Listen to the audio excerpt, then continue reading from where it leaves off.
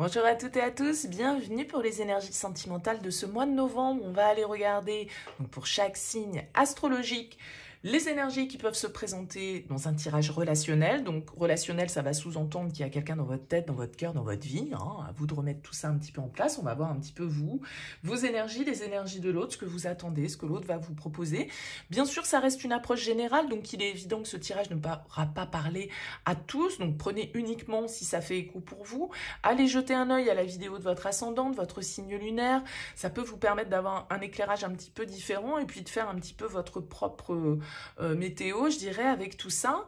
Bien sûr, gardez toujours le recul nécessaire. Si ça ne vous parle pas, vous laissez de côté. Et puis, si vous avez envie qu'on développe ensemble dans une guidance personnalisée, vous avez mon mail qui apparaît en bas de cette vidéo, lililatarot@yahoo.com. Je fais toujours une approche préalable avant la première consultation pour voir si je capte bien vos énergies. Donc, dans votre mail, ne me donnez pas trop d'éléments, juste prénom, date de naissance des personnes concernées et le domaine. C'est pro, c'est professionnel, c'est sentimental, c'est financier. Voilà, posez pas de questions parce que des fois dans vos questions, il y a déjà des éléments sur la situation, je vais y arriver, actuelle.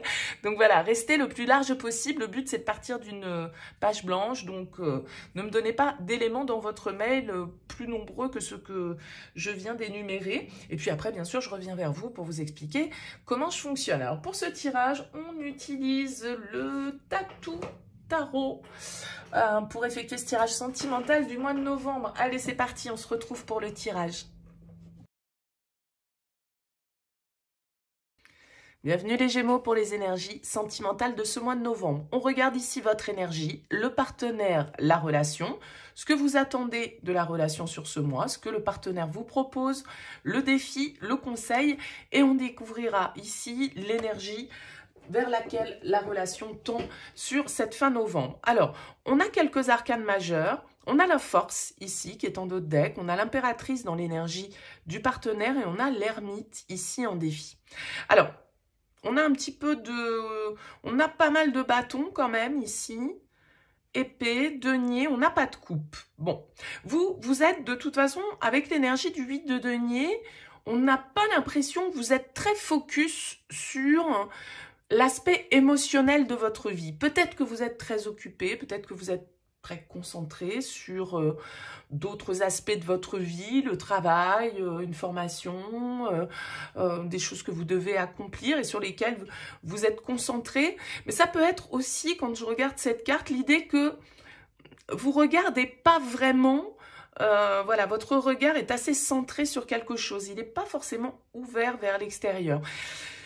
Si vous voulez, j'ai l'impression que le partenaire, avec ce 7 d'épée, ça me dérange un petit peu, pour tout vous dire, dans ce qu'il a à vous proposer, parce que la 7 d'épée, c'est pour moi toujours un petit peu une carte de fuite, d'évitement, et pas toujours d'honnêteté, entre guillemets. Voilà, on n'est pas totalement transparent. Alors, le partenaire est dans l'énergie de l'impératrice. L'impératrice, c'est une énergie de créativité, c'est une énergie d'amour, c'est une énergie de création, de gestation. On a envie de porter des projets avec la carte de l'impératrice. Donc, je pourrais le voir comme un aspect positif. Je ne peux m'empêcher dans le tirage, quand je regarde, me dire que on a ici, avec cette 7 de bâton, l'idée qu'on est dans une relation un peu tendue quand même, dans laquelle il y a un rapport de force et dans lequel peut-être, du coup, il y a aussi certaines cachotteries, certaines choses qui sont pas dites. La carte de l'impératrice, c'est aussi le numéro 3. Donc, voilà, est-ce qu'il y a des énergies extérieures qui font que il y a comme une forme de tension pour moi qui ressort et vous, peut-être, qui évitez de regarder la situation réellement en face. J'ai l'impression que cette carte de l'ermite en défi, elle nous dit qu'on a du mal à prendre du recul, qu'on a du mal à avoir une vision juste et sage de la situation. Alors, avec un as de bâton, on nous invite à l'action, on nous invite à aller, à peut-être impulser quelque chose, impulser une dynamique, peut-être qu'il faut défendre un petit peu son point de vue, qu'il faut défendre ses idées. Vous, avec la 8 de bâton, en tout cas, en attente, j'ai l'impression que vous souhaitez que ça bouge, quoi. Vous souhaitez que le rythme s'accélère, il y a quand même beaucoup de bâtons, donc j'ai l'impression qu'on attend des actions. Peut-être que l'autre, par rapport aux actions que vous attendez, eh bien, se défile un petit peu, se dérobe. Ou en tout cas, évite un petit peu certaines discussions. Vous pourriez avoir cette impression-là.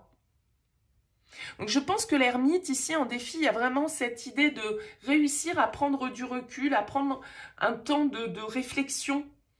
Ça peut être difficile sur ce mois-ci parce que avec ce 7 de bâton et avec la force, il peut y avoir cette idée un petit peu de combat, de rivalité, de à qui cédera pas, qui, voyez, je sais pas pourquoi j'ai cette lecture-là sur ce tirage.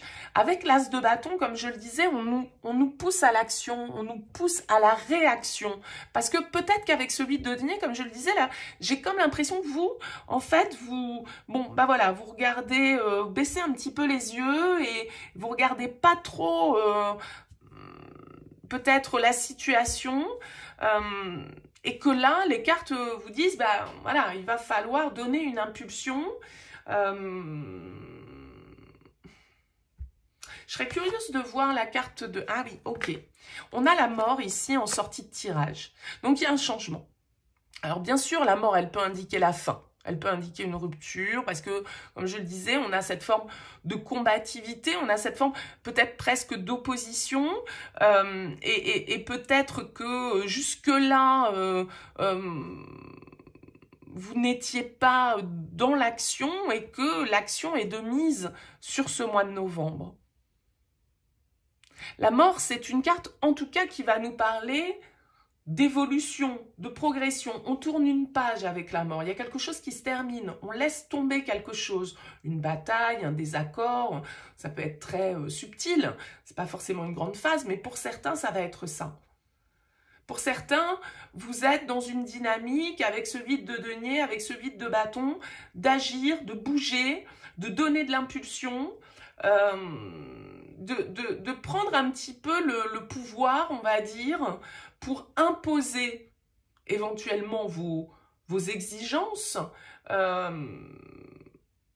et du coup, justement, que ce changement s'opère. J'ai pas l'impression que cette mort, elle soit une catastrophe, qu'elle soit synonyme de souffrance, en fait. Les cartes vous invitent avec un as à la nouveauté. Donc, la fin, la mort, pour la nouveauté. C'est comme ça que ça se passe dans le tarot. Donc, ça veut dire qu'ici, il y a un cap que vous passez au niveau sentimental. Pour certains, ce sera peut-être justement de prendre conscience avec l'ermite de certains schémas qui se répètent et peut-être ici d'un partenaire qui évite de se confronter à certaines vérités et peut-être que justement cette action ou cette impulsion qu'on doit donner, elle a pour but de faire changer cette situation. Alors après, vous n'allez pas tous agir de la même manière, bien évidemment, mais j'ai l'impression que vous pouvez être quand même assez concentré sur vous avec ce 8 de denier. Vous attendez, vous, avec ce 8 de bâton, le changement, de toute façon. Vous voulez que ça bouge. Vous voulez que ça évolue. Donc, vous la voulez d'un certain côté, cette mort. On vous dit simplement, ok, bah, pas de souci, mais il faut agir. Il faut donner l'impulsion. Il faut y aller. C'est bon. Tu peux donner cette impulsion. Alors, la 7 d'épée n'est pas toujours une carte de vice non plus absolu, mais il y a un côté un petit peu stratégique, il y a un côté un petit peu, parfois, peut-être que vous avez un partenaire qui arrive assez facilement à, je vais dire embobiner, c'est pas le terme, mais toujours à vendre un petit peu son truc, quoi, hein, qui arrive à nous détourner parfois de nos premières pensées ou de nos premières impulsions. Vous voyez, il y a ce côté-là. Alors, je ne sais pas ce changement, ce qu'il va donner exactement dans la matière pour vous. En tout cas, ici, avec cette carte de la mort, donc encore une arcane majeure. Alors, on peut avoir ici avec la force, le signe du lion, signe de la Vierge avec l'ermite et le scorpion ici avec l'arcane sans nom.